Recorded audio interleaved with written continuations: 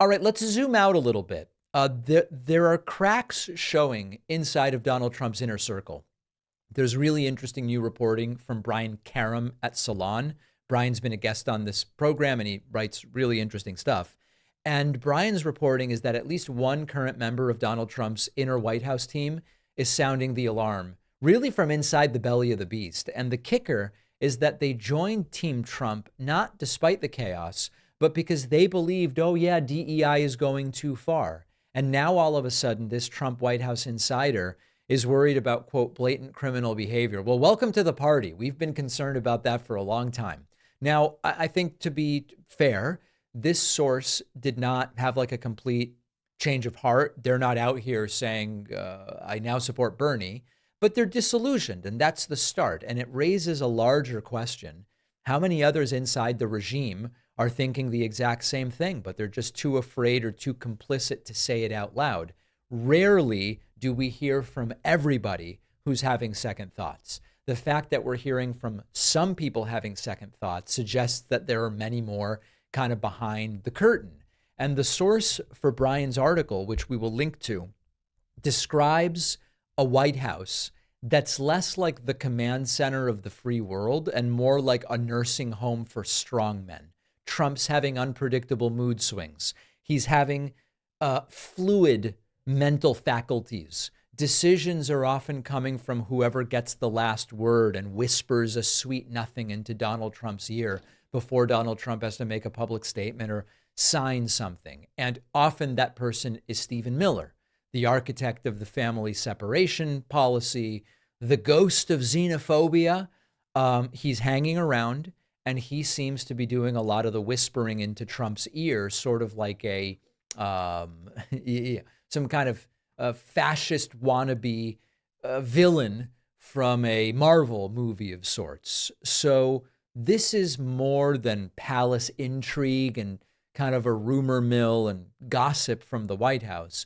This is about a president who thought he won a Supreme Court case that he lost 9-0. And nobody in the room had the guts to correct him. Not a single advisor, not even lawyers. Just Stephen Miller saying, you won, sir. With tears in my eyes, you won. And everybody else kind of nodding along like it's North Korea with access to the internet. And when Trump is not being misled into believing that he's undefeated at the Supreme Court, he's casually suggesting maybe not everybody in the United States deserves due process. Or he's not sure if he has to uphold the Constitution, as he said to Kristen Welker on Sunday in that very disturbing NBC News interview. I'm not a lawyer, but I'm not sure that I need to always uphold the Constitution. And all of this should be chilling because there's a new layer. Not only are his instincts a disaster, not only is the rare policy idea more damaging than it is helpful to Americans, it doesn't really seem like Trump is leading anymore. He's being led. Stephen Miller is leading him. Elon Musk is leading him. Robert F. Kennedy Jr., Trump admits, I don't know anything about my new Surgeon General nominee. Bobby Kennedy told me that she's good, so I nominated her. Hegseth arbitrarily slashing military leadership and saying no more fat people in leadership, because why not? Trump is being led rather than leading. And in addition to the recognition that Trump's unfit, which we've known, his staff increasingly knows that too.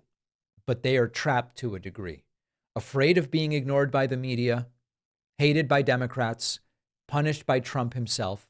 So most of them stay silent. And we're left with this sort of rudderless ship captained by a man who thinks AI might have posted the picture of the Pope that he posted to his Truth Social account. So there have probably been 100 red alert kind of alarm bell moments already. This is another one.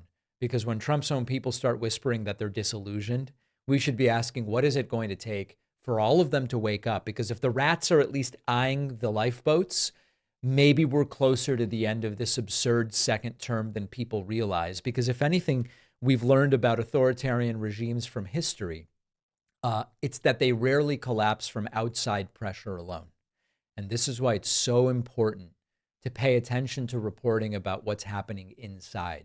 These regimes often implode from the inside. And so as we start to see this reporting, one disillusioned staffer, I get that it's not that much, but when people on the inside start questioning whether the guy they work for is mentally fit, legally stable, aware of what the Constitution is, it starts to raise this uncomfortable possibility that Trump's second administration might collapse. Now, let's just game it out for kicks, okay? First is the morale, where the Trump loyalists have to notice the incoherence, the lies, the bizarre public statements, and this impacts morale. Then, when you're working for a man who, thinks he won a Supreme Court case that he lost, you start wondering, is being associated with Trump going to be radioactive come the end of this presidency in 2029?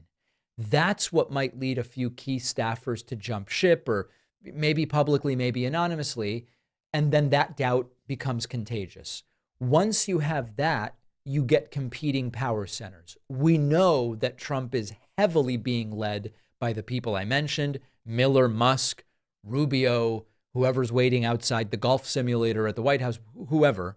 And that kind of court politics with factions leads to infighting. You can see it in the turf wars over stuff like crypto regulation.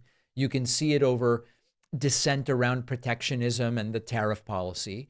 And so if you lose that, that opens the door for the media ecosystem to start saying, this is not good. We've known that Fox News is not fully on board because of what we see with regard to recession discussions, tariffs, etc.